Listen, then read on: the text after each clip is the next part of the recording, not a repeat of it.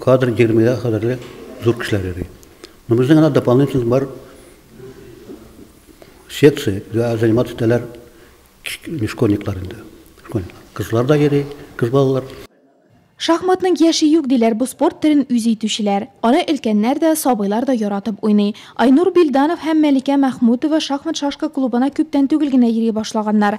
Бу спорт төрен үз итәргә өлгергәннәр дә.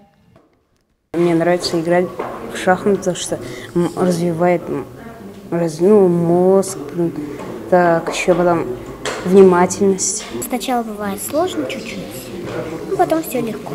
Главное это хорошо уметь. Играет для удовольствия, я думаю. Сентябрьдә башлыйбыз 4-нче. Балалар киләләр, безгә рәхмәт ясын Ранога, безгә помещение бирделәр. Без бер качан да безнең помещение булмады. Biz anda yaşlarından yeter, yüzümüz de kilebiz spokойно. Нурлатта шахмат түгәрәге узак еллар дәвамында эшләп килә. 10 октябрьдән 32 чемпионатны башлыйлар. Түгәрәк җитәкчесе Ринат Миннебаев мәктәп балаларын бик җентекләп шахмат серләренә төшендерә. Әтиләре артыннан уллары да түгәрәккә яратып йөрүчеләр бар. Владислав Булатовның 8 яшьлек улы Дмитрий да шахмат уйнарга ярата. Сыну нравится, очень нравится. Он рвется.